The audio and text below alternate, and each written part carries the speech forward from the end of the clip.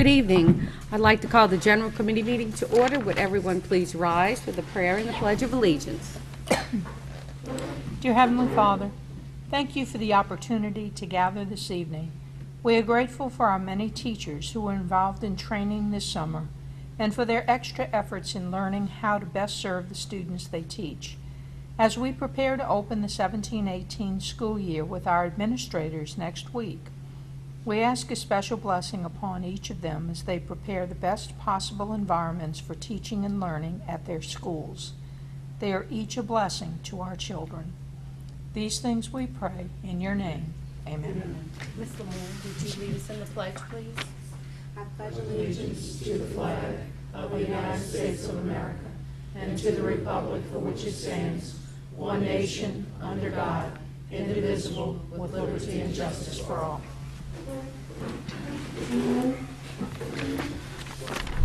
Roll call, please, Ms. Voitier. Mrs. Acevedo? Here. Mr. Campbell? Here. Dr. Kraft? Mr. Egan? Here. Mr. Gaines? Here. Mr. England? Here. Mrs. Dysart? Here. Mrs. Lemoyne? Here. Dr. Lewis? Here. Mr. Long? Here. Mr. Warner is not with us. Thank you, Ms. Voitier. First item on the agenda tonight is the consideration of a request from Entergy. And tonight, here with us, we see that we have several representatives of Entergy. So if y'all would, please come on up, and if you could introduce yourselves to us. And we know you have a lot more information tonight for us, so we're pleased to have you here tonight. Thank you.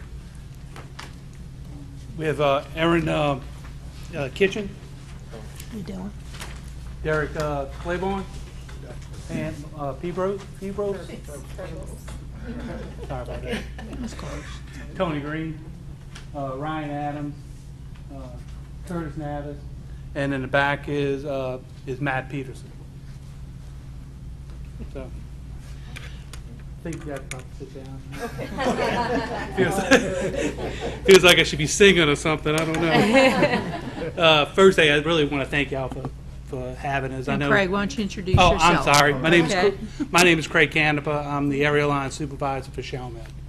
So, and I guess I'm the one that kind of started this ball rolling because I knew, that the area that we were trying to build a substation that we had the Araby Elementary School back there. I grew up, I guess maybe about 10 minutes away, maybe 5 minutes away, up in the Cannon Park area. So, but first, I just really want to thank y'all for your time. I know how valuable it is. My time is valuable, but I truly believe that in the grand scheme of things, this station will be a good thing for the parish. It'll be a good thing for Entergy, and hopefully it'll be a good thing for the school board. It would allow us to have better reliability through the fact that all the equipment will be new. It would also give us the opportunity to have better access to it. Probably most of you have no idea where the station is that we're trying to replace. It's on the other side of the levee at the 40 Orpin, and it's not in the most accessible place in the world.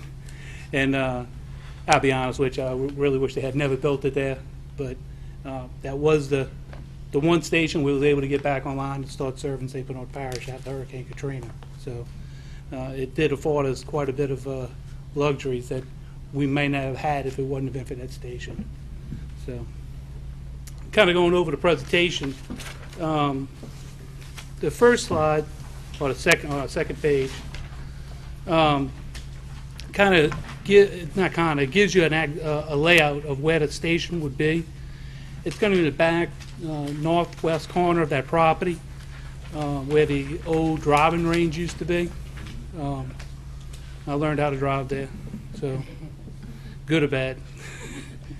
And then we have two roads access roads that we have on the plan. Access Road 1, which is to the west, and then Access Road 2, which is travels towards the east. Both of those access roads, well, we only need one of them. Basically, it's a choice that whatever best suits the school board would best suit us. There's really no difference for us as far as Entergy is concerned, where it's at. The original proposal was to the east because they had the old bus barn there. So, and now since the bus barn's gone, it affords us to put that road also to the east if that's best suits the school board. Any questions about the layout? Just looking at this, you're talking about the, the access road on the west, which is closest to Jackson Barracks, right? And that runs along the property. It takes a little bit of a curve into Jackson Barracks. Then there's this open area in the extreme northwest corner. Is that some kind of a buffer or something That gray area? That gray area is actually the transmission right-of-way. That will be part of the property we'll have to get a servitude on. We will have, and further on in the presentation, we have some pictures of what type of poles would be at that location. That would be directly to the north of that station is Florida Avenue, and on the north side of Florida, to the north of the 40 Orphan Canal, is a transmission right-of-way already, which is already about 2,500 feet away. So what would happen is we would take that transmission line that runs 2,500 feet away and dogleg it in, cut the line, and the line would then come into the station and then leave the station in that same corridor right there. So there would be structures in that There will be poles. zone, I would poles that would be poles, in yeah. that area? It wouldn't be, no, there'll be metal or maybe concrete, but there'll be poles. There'll be vertical. There will be no cross arms really on the pole. When you build transmission, you have 4 wires. You can have a shield wire and then 3 can. There'll be 100-foot poles, roughly, in that area right there. To get it up. Oh yeah, clearance. That would not be fenced off or whatever? So if that would not be a anybody was that would on not this be a property, wouldn't they then just be able to walk right into that area? that would not be a problem in fencing that little area off. That would not be an issue. On the print, I don't see a fence at that location, but that would not be an issue of fencing. I mean, you already the barracks is already fenced off. To add that little bit of fence right there, that would not be a problem. Yeah. Okay. And we do have a road That's our that, property to the line. north, you can see the roadway going to Florida Avenue. It is fenced off. But we can easily put a fence on the southern side too. How far is that from the right of way of the Florida Avenue? Florida Avenue is literally on the opposite side of that fence where the driving range is right now. On the opposite side of that fence is Florida That Avenue. wouldn't be any problem if they were completed Florida Avenue to upset what you got planned. No, we've checked with the DOT. They have no plans, and if there is, they'll go around it. What do you mean, go around it? They would Exactly to the north. That's what it sounded like, that's a project that's been talked about for 30 years. at least. I remember it, as a child, I remember it, not just as an adult. I think, I'll be honest with you, I think it's more than 30. That'll just make me 22 when they started, and I think I was in school when they started talking about that. Well, I don't know if anything is ever going to come to fruition with that particular project, but that's really the last of those timed projects that was written into that legislative bill that our representatives at the time voted on, and their votes were secured on the promise that that would be built. And that was, I mean, I don't know what's going to eventually happen there, Yeah. and I know it's been talked about for 30 Oh. years, but it's also being talked about currently as well. So when you said you checked with DOTD is who you checked with? Yeah, actually, if you don't mind, I'll have Aaron respond to that. Okay. Yes, ma'am. We did track that down and made contact with DOTD, and we have email confirmation saying from them for Energy to go ahead and move forward with our project as needed. And if they develop a project in the future, then they would make their changes necessary to go around what is existing at that time. Is parish government aware of that, and also the, like Economic Development Commission? I know all of those groups have been looking at it, and I have no clue as to exactly what their stances are on it, but they are aware of these plans? I can't speak for Okay. parish government, but DOTD, we specifically have made contact with those folks and do have a some buy-in from them on what we plan to do, and kind of Okay. coordinated with them on that. It would be a state project, Yeah. maybe some federal funds. Oh, I know.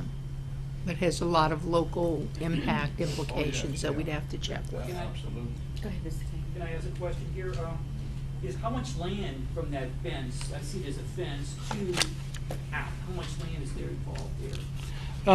The total amount of property that we're going to be looking to get a servitude on will be 310 feet by 310 feet by 537.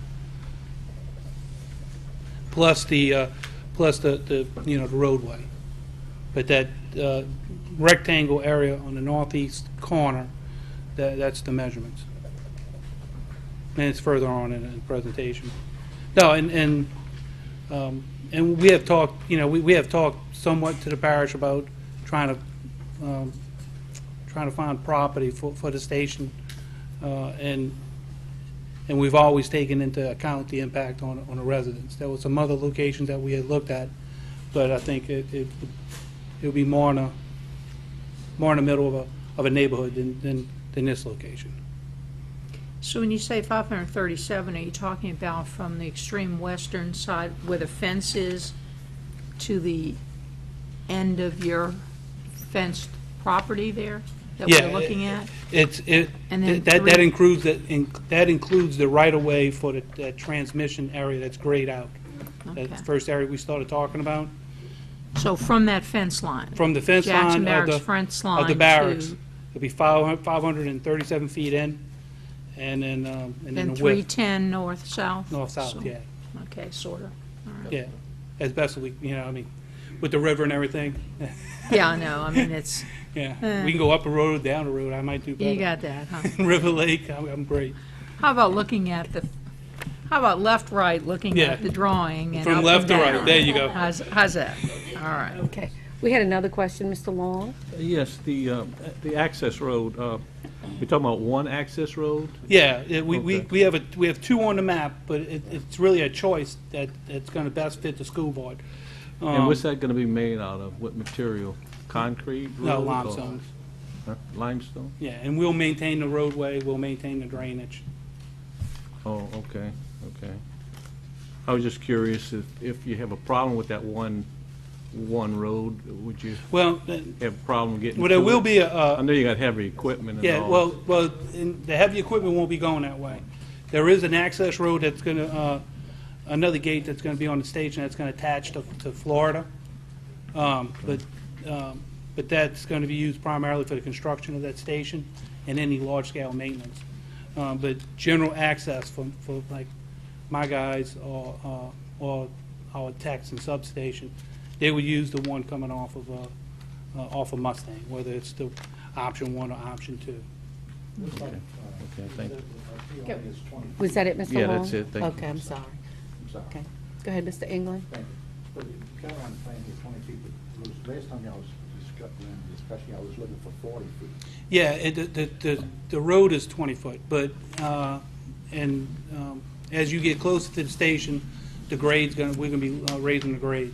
So, at that point, it would be 40, because we're raising the grade. It's gonna be a slope coming up, so, on both sides, of that, that sloped area going down would make it 40 feet. It would take roughly 20 feet to get it up to the correct height once you get to the station. The station, if you're looking at the ground level at the station now, we're probably going to be about 4 feet above that.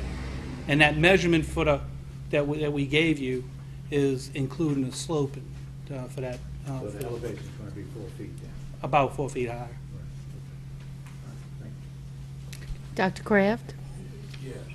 All of this you're talking about falls within constraints of school board property? Yes. All of this, so? Yes, sir. There's nothing outside school board property? Nope. Okay, thank you. I have a question. How many feet, I know originally when NTG representatives came before us, there were two options. One was closest to Florida Avenue, Boulevard rather, and then there was one more set, I guess, more southerly, just to avoid any conflict with if a roadway was built. According to the site plan, I can't determine how many feet off of Florida Avenue this is. This is pretty much right on the boundaries of that, of the school board property. And what our thoughts was that we, and from conversations with some of the school board with the school board, was that we were really trying to take the smallest footprint possible from this property. We wanted to make sure we left the school board the largest piece of property that you could possibly have, either to build a school or if there was some other use that y'all would have for the property. So we pushed everything against the property lines. Okay. Okay, thank you.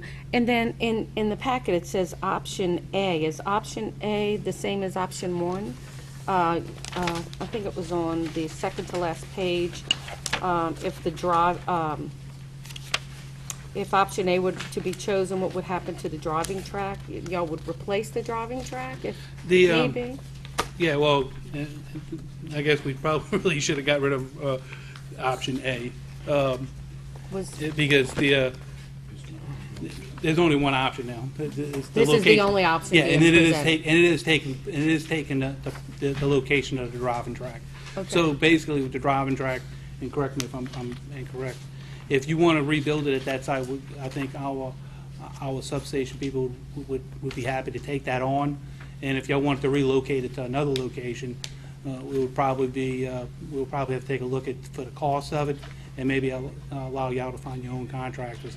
I think it would be easier for us. Now, if it's definitely that you want us to construct it somewhere, you know, we would do it.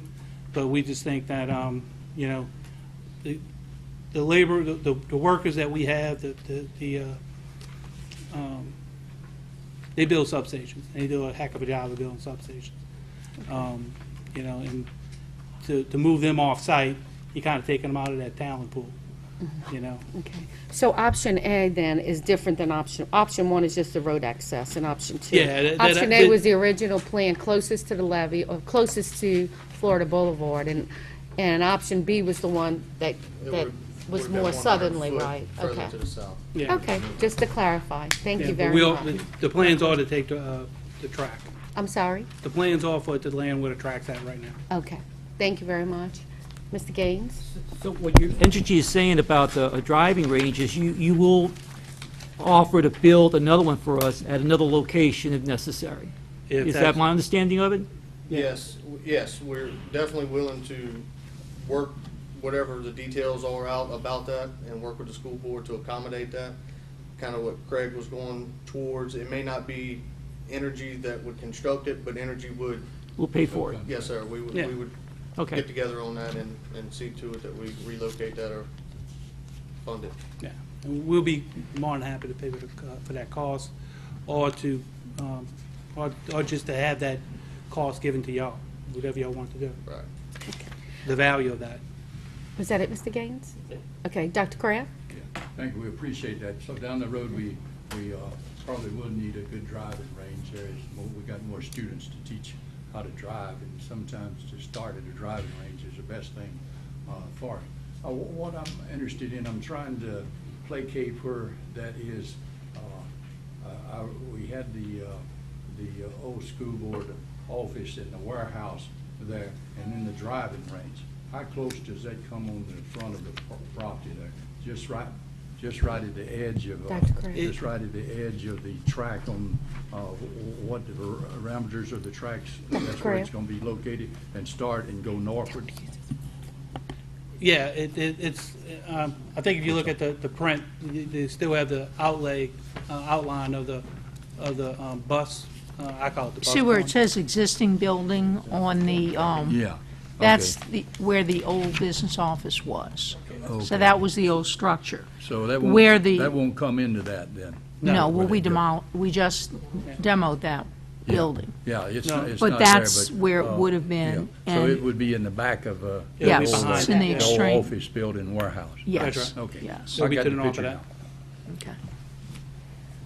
Thank you. No problem. Okay, anyone else? So tonight, we appreciate the presentation and the maps and all the information that you presented tonight. My question is, from Entergy's standpoint, are you asking for a long-term lease? Or are you asking We're a looking hold for harmless? Perpetual. No, I guess the best terminology would be an exclusive servitude for the property, which we would pay for. And that would give us the ability to build that station there. So I'm it's- sorry, I couldn't hear, asking for what now? Well, An Servitude, An which is exclusive willing to pay servitude. for it. In perpetuity. That so- you would pay perpetuity. for? Is that what you're That saying? you pay for. Yeah, oh, yeah.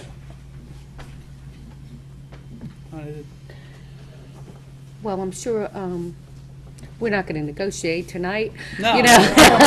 No, But it we'll wasn't- be, No, and look, I knew I was coming in here and we weren't going to get a vote tonight regardless, but because, to be honest with you, I don't think it would be fair for Right, for for us to either stand here in parties. front of you. What you going to do? And there was a couple other things I want to make sure I touched on with the presentation.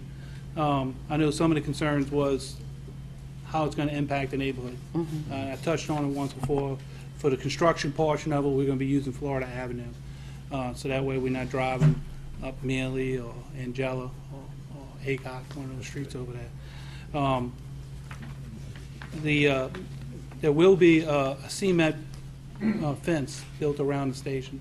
That fence will be 10 foot high from the grade of the station. So really, since the grade of the station is going to be about 4 feet higher than where the ground is now, really, as far as the neighborhood view of it, it will really be almost 14 foot.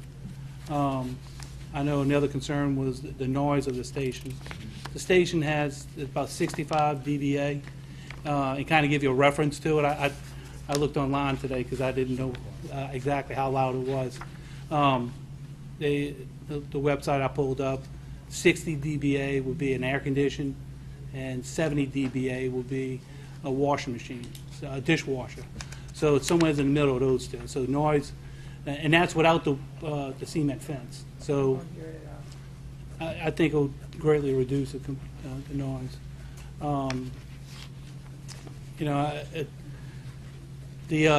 I think the big thing for Entergy is the location. That would afford us to it'd be much easier for us to have access to that site than what we have right now, and then those, and it keeps the station inside of St. Bernard Parish, which is also important to us. Okay. Dr. Graff? I think it's good because we see more and more blackouts as people need additional electricity when they have everything on. There it can shut some areas of the parish down. I had that experience. They called me and said, your electricity will be back on. They'll have things pretty. Well, it'd be the rest of by it, this, if you this think of the particular old- time during the day. Of course, they got it earlier, and that's good. This is So, the fence. Up to date And those technology, baseball fields in the back. equipment will be good And this for is where the all school of us. was. And we appreciate that, and appreciate your offer on the driving range and also the servitude there. We might look down the road at maybe a discount on kilowatts for the school board. How about free electricity? If I could work that one out for you, I would. I tell you. Oh, we just take a discount. Okay, is that it, Dr. Kraft? Yes. Okay, Thanks. I have another question. As far as the impact on the community, you said you wanted to make it as least impactful as possible. How often would trucks and service linemen be going back there? Not very often, and, especially with a state-of-the-art station, there's a lot of things that we may visit a station to do manually. With the equipment that we have today, we could probably do some of it remotely, which would, and be honest with you, even the remote, even the times when we went to the station to put a breaker maybe on one side or to regulate was probably maybe only once a month. That's about the most I really see. You know, about once a month somebody going there. You know, there will be times when there's some work that's going to be performed inside the station where you'll have some people, some techs, they might be there 2 or 3 days, but usually the normal length for an outage for one of our breakers is probably only 2 to 3 days when they pull maintenance. Okay. Well, thank you. And I guess, Finished. okay, you want to ask something else? When you finish. Okay. I just lost my train of thought. Go ahead. Sorry. That's okay. No, Okay. Go ahead. The access road from Mustang Drive in the front, is that a secondary access road? Are you going to mainly go through Florida Avenue? Or is the Florida Avenue just for the construction and you'll be always accessing through I would, Mustang? Yeah, I'm gonna be honest. I want my guys, if they're gonna access that station, as far as for whatever we have to do there, switching, is to go through Mustang instead of going around Florida, because it creates a, you know, depending on the rain and things like that. I think that's an easier path for our guys to get there. And tell us depending the on what- route to get back there through Florida. If you access through Florida Avenue, how would Probably- you get back there? You know, there's a number of streets you could take, but for one of my guys, we would have to take Judge Perez to Claiborne to probably to Caffin, and then Caffin to the back to Florida Avenue, and then take a right on Florida, and then drive back about 5 or 6 blocks. Okay. So you have to go all the way around on the other side instead of... And that was one of my concerns with, as far as locations, and we were trying to find a place for the station, was because we know with Katrina, Judge Perez was blocked. So this would give us an opportunity where we wouldn't have to drive through Orleans Parish to get to it. That way we'll have a quicker path. And there's no access to Florida Avenue from the east through the parish? No. I mean, I don't know, I'm asking. No, there isn't. Okay. I didn't think Come that. down Raleigh, jump the levee. Go on Levy, huh? You can go to Levy. Yeah, you can. You can. That's right, that's right off. Okay, anyone else? Ms. Aceveda? Yes, how long will this project take from when it's beginning to end? Well, we're in the process now of the final funding for the project. If all that happens on schedule, the station would be finished by like November of 2018, somewhere in that time frame, if there are no hiccups. Yeah, to kind of just add to that, so, you know, securing the land and also our funding on our side. Once all that's complete, the timer would start, and right now we can still shoot and maintain those time frames that Craig's talking about, but obviously if we keep moving out, it would push, you know, the time frame into maybe 2019, the beginning of 2019, springtime. But the construction phase, I Construction think the overall- construction phase itself, how long? I would say a 10-month construction phase from start to finish. Okay. And kind of give you a quick rundown. I know there were some questions about generation or pollution. It's not a generating plant. You know, we will generate at a bunch of different locations around the state of Louisiana, and then we'll step that voltage up. We usually generate around 4 kV, 4,000 volts, and then we'll step it up to anywhere from 69 to 500,000 volts, and then we'll transmit that to these substations. And we'll take that transmission voltage and then step it down, and this will be a 13.8 substation. That's what's on the wooden poles running throughout the parish. That's 13,800. And then we take that 13,800 and then we step it down again through another transformer to get that 120, 240 that goes to your house. So, you know, so there won't be any generation going on there. The only thing we're going to have is, just like the transformers that's on the wooden poles outside this building, is just going to be bigger transformers stepping it down. to a more usable voltage for us. Okay, thank you. Anyone else? Any questions? Okay, Mr. Canepa and all of you from Entergy, we do appreciate your, all of the maps and all the information you provided Appreciate to y'all. us tonight, and I think we're all dependent upon energy for the, Some more for than the others, comforts though. of life, and, yes. So we want to be good partners, and, you know, we appreciate your presentation, and I'm sure we'll be getting back to you, and then we can discuss further, information, and I'm sure if, in fact, we do a servitude or the necessary hold harmless will be provided, and insurances and that kind of thing. Is that correct? Yeah, I mean, Entergy's going to take, once Entergy takes ownership of the site to start the construction, it's all going to fall underneath the big umbrella of Big E. All the legalities, okay, hold harmless, et cetera. Okay, well, we'll look forward to continuing our discussions, and we appreciate all of you for coming tonight. Thank you Well, thank you very so much. much. Thank you. Craig, you got an office, No, y'all can have them. you got an office here in the parish? Yes, sir, right there on East Louver Road. Okay, good. You know where to find you. You want to take one of these? Voitier has my phone number, too. Yeah, Thank you again. Well, Good he night. graduated from Chalmette High. We know what you That's know. good, hey, that's Okay, even thank you. better. All right, next item is an education item. Dr. Lewis. Yes, thank you, Ms. Dysart. Item 5 is the long-range strategic plan. And, I think that's me. okay, Ms. Voitier. Look, I turned that way from down. I know, you're looking around for a person who's not here anymore. All right, in your packet, again, this is really just going to be an easy update of a one-year action plan. Last summer, after we had our stakeholder meeting with board members and parents and administrators and students, if you remember, I think in May of 2016, or April or May of 2016, we had that process, and the board adopted in July of 2016 a 5-year long-range plan, which you see in summary on the first page that you have, and then in detail on the succeeding couple of pages.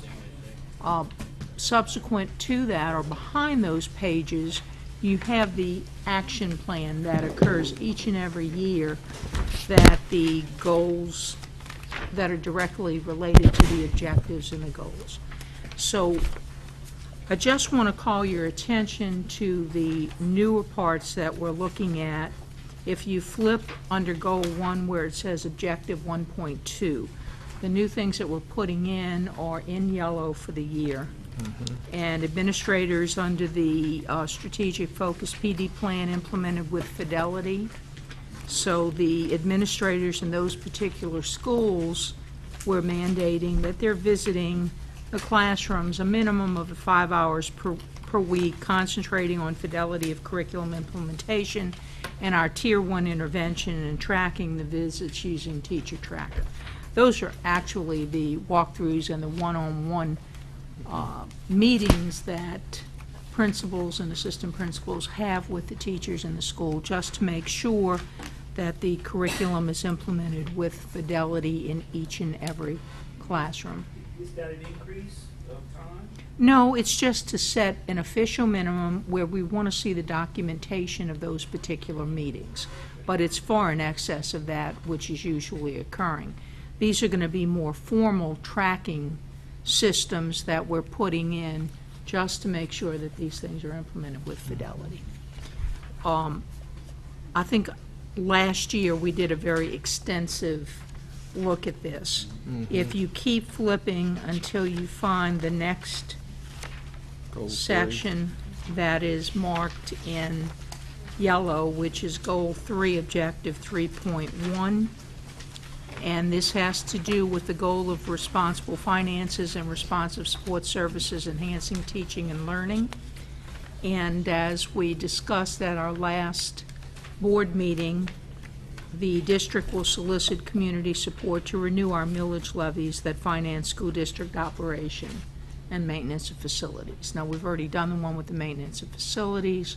We're looking just to renew our regular operational millages, and that's one of the initiatives that we're looking for this year in the finance areas.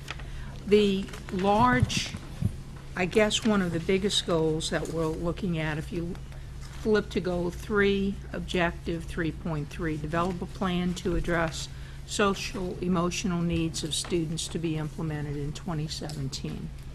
Over the past year, we had formed a committee that we had discussed prior to this, and it was chaired by Tommy Powell, who's supervisor of our child welfare and attendance, and Jeremy Kurth, who is the supervisor of our special education services.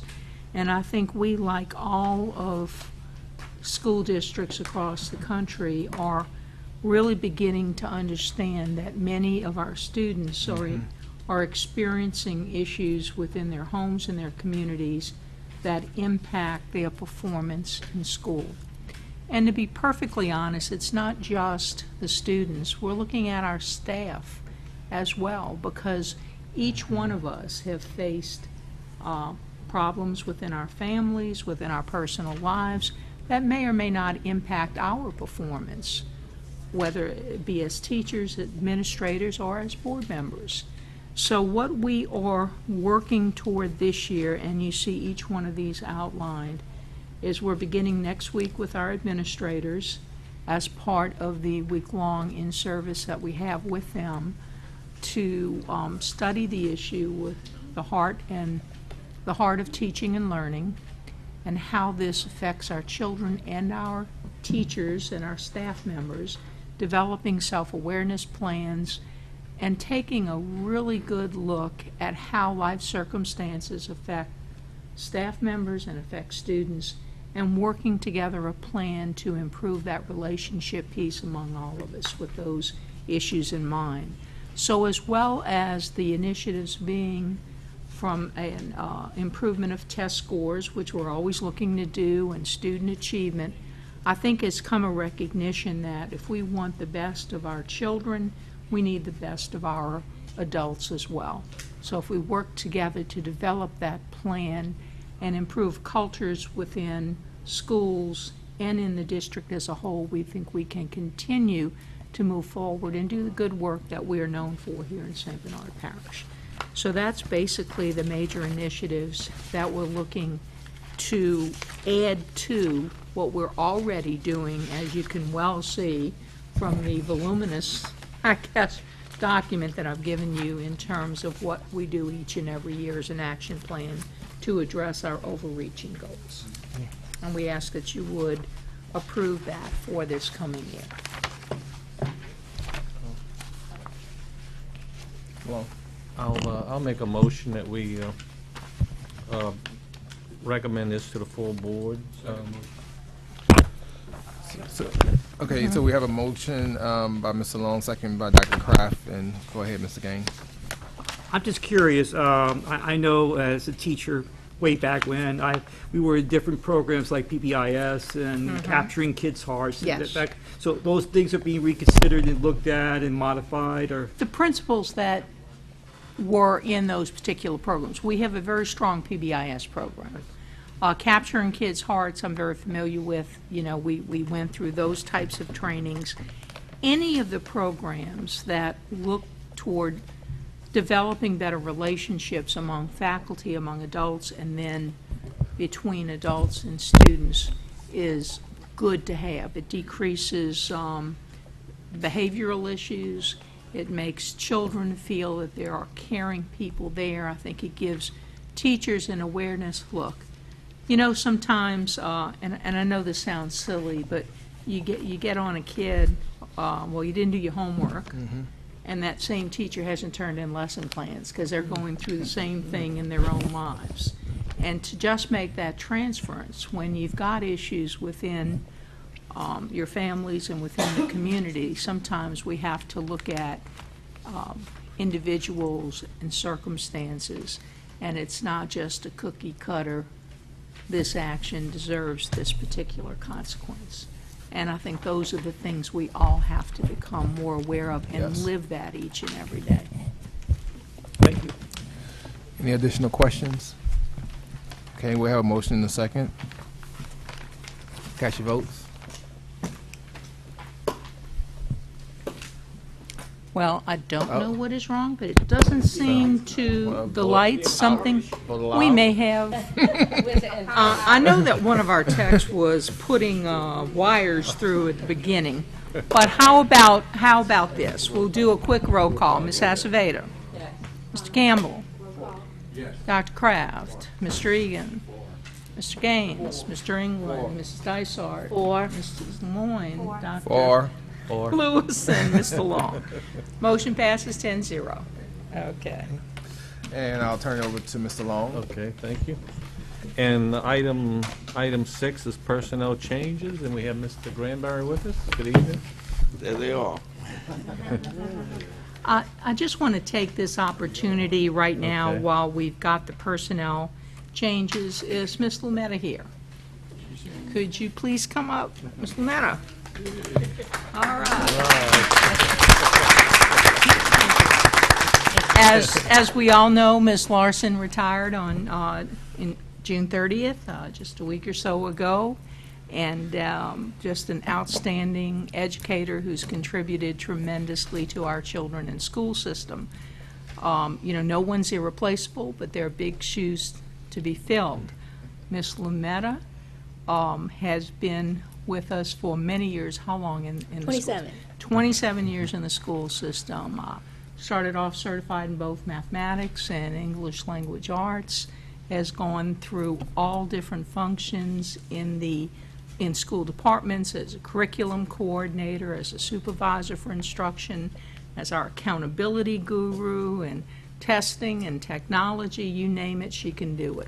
One of the most intelligent people that we have in our school system, and a wonderful, dedicated individual, tremendous work ethic. And Ms. Lumetta will be our new assistant superintendent for curriculum and instruction, and we're thrilled about it. I've got nothing but positive feedback from our administrators and people within our school community. So I want to congratulate Mary Lumetta, and I know she's going to be an excellent and just wonderful, wonderful addition to, I guess, our top 2 spots, she and I. And it's going to be a great partnership, I do believe. All right. He's going.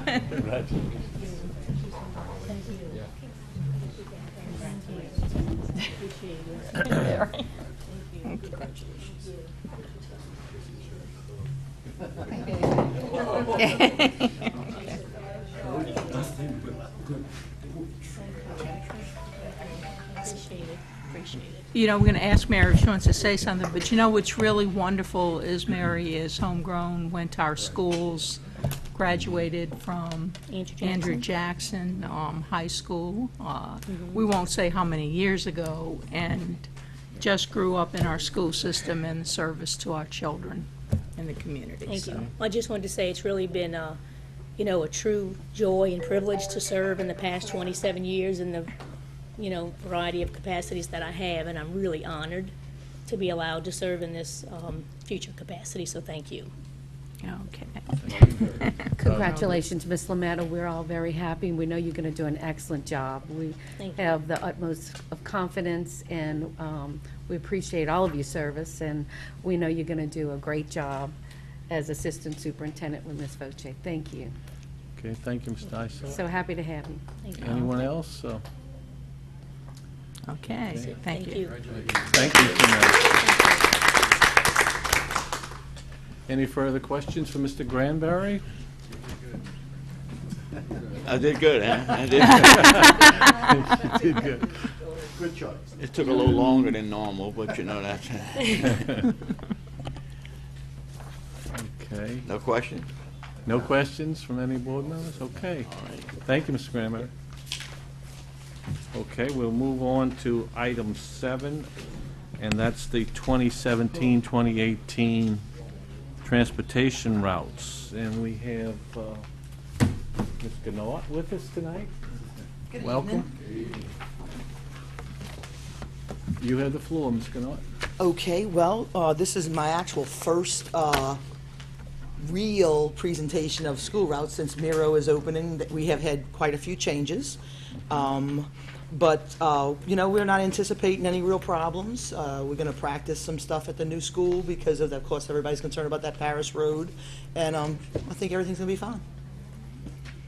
Okay, sounds good. I might just draw your attention. St. Bernard Middle says 9 a.m., 7 p.m. on your first with the big number 7 on it. That's because our down-the-road drivers that are furthest down the road, they can help in the morning time when they're picking up. It just kind of helps out our other drivers. But when they go bring the kids from the 7:30 schools that get off at 2:30, when they bring them home, they have to go all the way down the road. They can't make it back up to help for our, what we call Tier 2 schools, which is mostly the middle schools, and then Araby Middle. So they can't make it back up. So that's why we have our 2 down the road bus drivers, just helping us out with St. Bernard Middle, because there's a lot of different, as you know, St. Bernard Middle has a fairly large area that we go down the road anyway. So they do help out with South Lake and a few other ones that are just out of the way for everybody else. Are we good with bus drivers right now? Well, every year around this time it looks pretty good, Mr. England, and then some things happen, So I can tell you that every single bus driver who wanted a job with us, every single person who became a bus driver and wanted a job with us since I've taken over is currently a bus driver.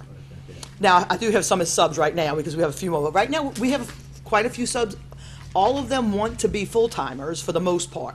So the real hard thing is finding the subs who don't want to become full-timers. They've already retired from a job and they're looking for just something to do. Some people just love kids. I have a couple of ladies and gentlemen have retired and they just love kids and they do a great job and they work, and thank goodness, but we need some that wants sub. And I will also thank everyone that we were able to purchase a few more school buses and also air conditioning for quite a few more buses, which means that almost all of our buses will be air conditioned. Not next year, not starting this coming school year in August, because of course it takes a couple days for each one to get the air conditioning and so forth. But we'll have it pretty soon anyway. So I think our bus drivers and our kids and our parents and our teachers and anybody who has to get on a bus in August, September, October, sometimes November, December will be very, very happy about the air conditioning. So you feel as though they're in good shape? For Yes, sir. beginning school year? Yes, sir, I do. Good news. Any further questions? Ms. Dysart? I'll make a motion that we accept the routes Okay, for the the new motion by school Ms. year, please. Dysart, seconded by Dr. Lewis. Any further questions? Ms. Satterwhite? Okay. I just had one quick question. Sure. Ms. Gannett. And maybe Ms. Voitier may have to answer this. Do we have to change some school times because of the? Yeah, I was talking to new- Ms. Gannett. There are 3 elementary schools that are 8:40 to 3:40. I know we have them all here, 8:30 to 3:30. Oh, my apologies. But Chalmette Elementary, Merrow, and Lacoste are the 8:40 to 3:40 this school year. Okay. Davies and Goche are 8:30 to 3:30. Thank you, Mr. Long. I completely forgot I about had this in that. my hand to go talk with you after this. Yes, no, that's not a problem. We'll definitely take care of that. And the principals all are very happy with that. The 2 that have always, went to 8:40 last year, and the new one as well, Miss Albers, those principals and the administration team, they're very much supportive of those times, because just 10 minutes might seem like nothing to you guys and nothing to me, but it's amazing what it can do to give a little extra time for our buses to get where they need to go. Some of our buses are at Araby, they have to drop off kids, and then they have to be all the way down to Davies. We Right. try to get them as close as possible, but somebody's got to pick up Davies, and it's Right. just not enough buses. Well, So as what we- we decided to Okay. do with the opening of Merrow, because we talked with Miss Winslow at Chalmette Elementary and Miss Alfonso at Lacoste, and said, okay, Miss Gannett said, I think we can make the 8:30 to 3:30, and they both went, ooh, can we kind of leave it like this year just to make sure, so that we don't have kids sitting here waiting for the buses. So what we're going to do is this year, leave those 2 schools 8:40 to 3:40, along with the new one, Merrow, and see how that works. And if we can make the times, we'll move it next year. So Okay, this is a, no- take a look No here. schools, none of the regular schools, except outside of Merrill, will have a change No, this year? they'll all be the Okay. same as they were. Okay, so we won't have parents being confused about No, they shouldn't be starting times. confused. Okay. Let's hope they won't be confused. And we have No our number, they changes. can call us, we are Right. more than happy to And- help with and, anything you know, our concerns. transportation department, you guys have been doing a great job for quite a few years, prior to when you took over I and even was- after. I was handed a great department, still thank Right. Ms. Gonzalez, yes, sir. And we have Mr. Campbell, you have a question? Help me understand the color code. Well, there you go. That's a great question. Honestly, the color Thanks. code, they run out of colors. So if you look at the labels, which honestly, it's hard to see even with magnifying glass. On our computer screen, we can blow it up and get closer. But it actually is supposed to be where the route starts, the number. So, but the colors, sometimes those pinks and those reds, like there's a fuchsia and a red, they look just alike. So we really, they only show up like this, Mr. Campbell, on the computer when you do a multi-view, and that's showing every route for that school. Most of the people at schools, they really don't use this. We give them an individual map of every single bus driver, and then we also have that for the parents as well. And it'll also be on our website. Yeah, because it's very difficult to see these little numbers and like even the street names. They only have a few street names, and so you know it's a lot better when it's just. Does everybody understand what I'm saying? Like when I pull up Route 1, it shows me just that route. Then Route 2, just that route for each and every school, and then we run that off, make copies of that, and have that available for anybody who needs them. Okay. Any further questions? Mr. Gaines? I'm just curious, about Miro again. What's the situation with signage for a school zone and possibly a stoplight? Well, that's way above my pay grade, Mr. Gaines. And I'm not handing that necessarily off to Ms. Voitier. I'm just saying, yeah, that's stuff that we're still looking at. I say we're still. They're still looking at and talking about as far as having the sign with the lights. I believe that is something that they all plan on having, but I do think that's a highway. You know, when the traffic studies were done in terms of the volume of traffic, to determine whether something warrants a traffic light as opposed to the flashing school zones, that area, because Merrow is not fronting Parish Road, it fronts the frontage road, was determined that it would be a flashing school zone as opposed to a light, because there's a stoplight on the very next corner as well. But we have been working with the Department of Transportation and actually the Governor's Office, who has taken an interest in this to help us out. And we should be hearing very soon about a traffic light at that location. So we're very hopeful that there will be a traffic light there. Okay. Okay. Any further questions? Ms. Dysart? Just comment. Thank you, Ms. Kennard. We are very excited about the air-conditioned buses, and I know the parents who ride the buses, the students, the teachers, they're all very excited about them, absolutely. too. Our heaters always work well, you know? Just never hardly ever had to use them, but they That's always right. work well. But it's very nice, and our drivers are going to be very thankful. We've been, using the air-conditioned buses for our field trips as much as possible during the school year, which is tough because you have to get the other person, and it has to be after. But our bus drivers have been very good about it, giving up their nice brand-new buses or our nice brand-new buses so that somebody else can take it, and they have to take an old one. So it's going to be a lot nicer for everybody. It's just like in days of old, before our schools were even air-conditioned, It's like, I how do we remember live those without days. it? But it's great that, we're going to completion of that. Absolutely, I agree. Working toward that goal. And also just want to say thank you. You're doing a great job, and all of our bus drivers are doing an excellent job in keeping our students safe. Well, thank you very We much. appreciate it. Thank you. Thank you, Ms. Dysart. Okay, we have a motion and a second. Oh, I think we already have one, right? Already Okay. have one, yeah. Well, of course, Dr. Lewis made the motion. He had to leave. You made, oh, he seconded? Okay. Right. That won't be a problem, right? No, because he Okay. was here for it. Okay. Yeah. Just please vote your machines. Well, I tell you what, it's not Roll working. call. Are there any objections to the motion? We can do it that way. Okay, Hearing none, the motion passes unanimously. okay. Okay.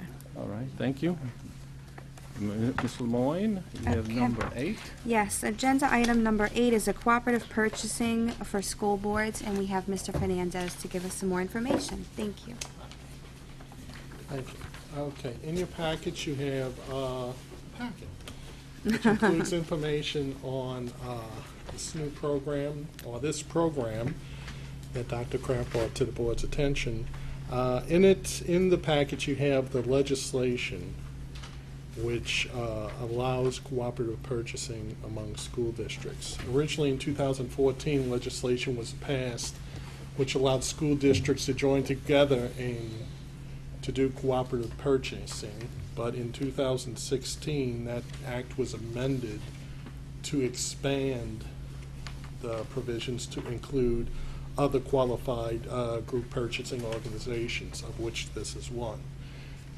And it allows school districts now to use these arrangements, and the LSBA has gotten into an arrangement with the Region 8 Education Service Center, which is a cooperative purchasing organization in Texas that previously is used by school districts in Texas. Now, with the change in the law, it opens it up to school districts in Louisiana to take advantage of the same benefits. So what we have a resolution to propose is that we pass a resolution which allows the superintendent to enter into an agreement with the Region 8 Education Service Center to allow us to purchase through what they call the TIPS program, which is the Texas Interlocal Purchasing System. It allows us to access bids that this organization has done and use it as another tool in our purchasing. The law allows us to do it similar to state contract, what we have now. Louisiana state contract does purchasing for the state, and they do bids for the state, and we have access to those bids as a political subdivision of the state of Louisiana. This will be similar to that. As a member of this collective, we would have access to the bids that they have done, and the Louisiana law recognizes those bids as valid and would give us access to them. Would be no cost to the school system. There's no obligation to purchase through this collective. It would be our option. It would just be another option for the school system to use. The only caveat on it in the law is that if we buying through this, or if we want to buy through this purchasing collective, we have to check state contract first, and the bid, the items that we want to buy, if they're available on state contract and have a higher price, we have to use the state contract, buy through the state contract. However, we would be able to buy through this collective if either the item isn't on state contract, available on state contract, or the price is lower than the state contract price. So what we're asking you to adopt is a resolution giving the superintendent authorization to enter in an agreement with this entity to make us a member, that we would have access to these bids. And the agreement basically just says that the school district would like to become a member of their collective. And there's no obligation on us, there's no cost to us. We don't have to do, if we purchase through them, fine. If we don't purchase through them, fine as well. But it just gives us another option in our purchasing system. Okay. So, Thank you so much for that information. Sure. A question from Mr. Gaines? Yes, I have a question. I was reading this LSBA and TIPS, and number 5, it's kind of strange. It says they will advertise in the Pittsburgh Gazette, in Pittsburgh, Texas, as well as the National Scope of USA Today. I mean, I see it's Louisiana School Board, and all. Is that maybe a misprint? I mean, I'm just curious why Pittsburgh of all Well, places? it's Pittsburgh, Texas. Pittsburgh, There's a city Texas. called Right. Pittsburgh, Texas, and that's where this organization is. That's their official. So that's their Oh, okay, official okay. journal there. Yeah. 4,600 agencies around the country purchasing through this and saving money. So when you have something that big nationally, then you need to take advantage of it. State bid is good, but if they're not the lowest and tips can beat them, then we would be foolish not to utilize the most inexpensive, same contract bid on an item that is available. Yes, So, sir. This is why I asked this to be put on the agenda for this, where many school systems have already entered into a contract. And of course, no cost, no obligation, no fees, no percentage. Now, TIPS will give the LSB a residual amount for everything that's purchased through Louisiana. And of course, what this will do, that will keep LSP from having to raise the dues on school boards throughout the state. The more money they receive from this, it's very minuscule amount, percentage-wise, that TIPS would provide for the participating agencies. And of course, we would be a participating agent at this point in time. So we appreciate your consideration. Okay. Question for Mr. Long? Along those lines, Dr. Kraft, I think the executive director with the LSBA, he said it worked very well in Texas. School systems were really getting some great prices. Well, you know, Texas is like a nation within itself. If you get into their power, you got to Right. you got to have some advantage there. Absolutely. I think, yeah, this is going to be something that it should be beneficial to all school systems in the state. And LSB is researching and looking at different things that will benefit the school systems in Louisiana. So again, this is just the start. We want to keep that ball rolling there.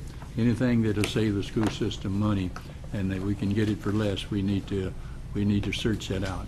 And this is one way of doing it. Thank you very much. Thank you. Okay. Question for Mr. Campbell?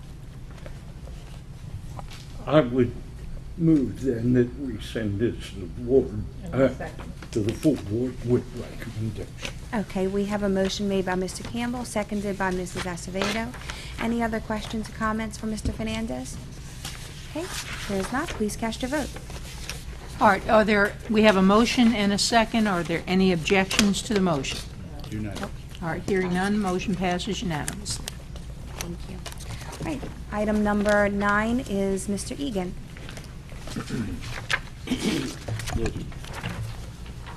This is tabulation for the renewal of student and athletic, excuse me, put my glasses on so I can see, and athlete insurance for St. Bernard's Parish School Board for the period August 1st, 2017 through July 31st, 2018. There was a recommendation in regards to the risk services at Louisiana of Alexandria, Louisiana, of $49,627, which is no change to premium from the previous year. And this Do is we have for... any questions?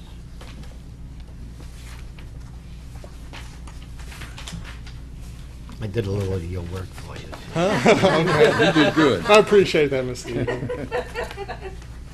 I move that we forward this to the regular committee, regular meeting with recommendation. Second. Okay, we have a motion by Mr. Gaines, second by Dr. Kraft. Are there any further questions, comments? If you would clarify our memory, this is the recommendations based on a continuing, the extended years that we had gotten with risk. Well, Louisiana? we had requested quotes, and they were the only ones that responded. And they're the company we currently have our insurance with, and they agreed to keep the same rate as the current year with no increase. Okay. So that's why we're going with the recommendation. We have good experience with them. They're keeping the same rates as the current year, no increase in premium. Same cover, and the same coverage. Same coverage and benefits to the Yes, students, ma'am. right? Yes, ma'am. Okay.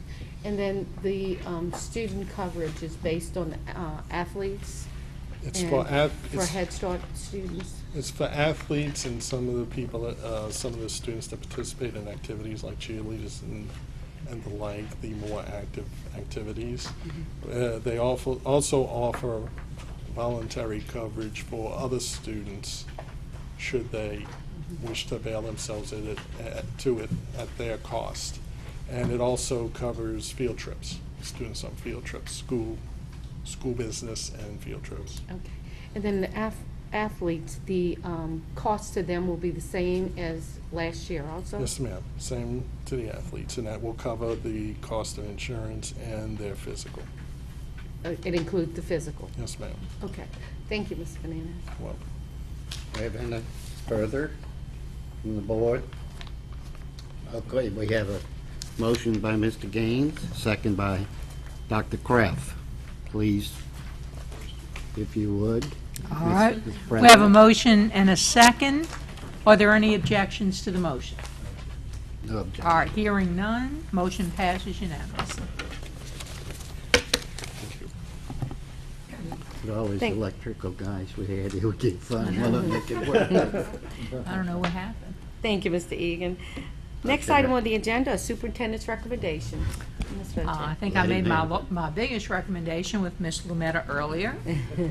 And knowing that also we have, I'll tell you, summer is shorter and shorter.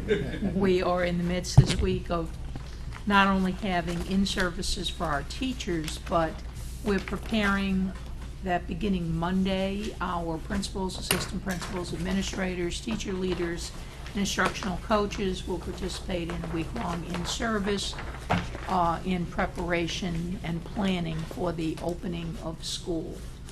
And I'll say it each time, just so that the parents will know.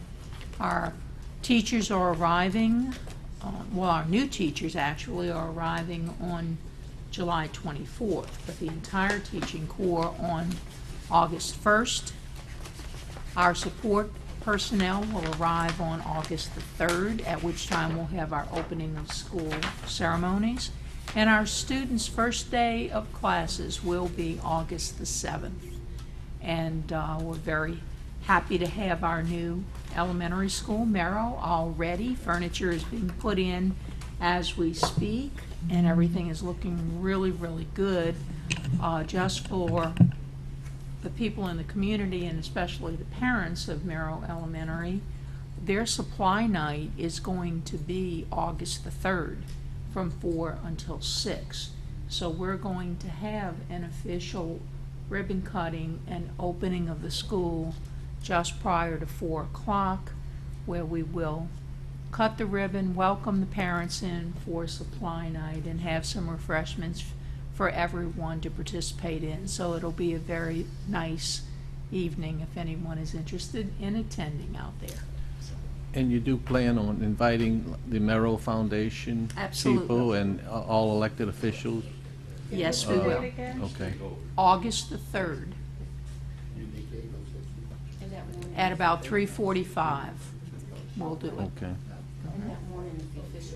That morning is the official opening of school with our, at the Civic Center for all of our staff members. That morning, 8:30. Anyone else? There's a motion by Mr. Campbell, seconded by Ms. Acevedo. All in favor of the motion, signify by saying aye. Aye. Any objection? The meeting is now adjourned. Thank you and good night. I'm sorry, Ms. Dr. Brown. No, this will be a follow. We don't need that. That'd be a no. Okay. The meeting is now adjourned. Thank you and good night.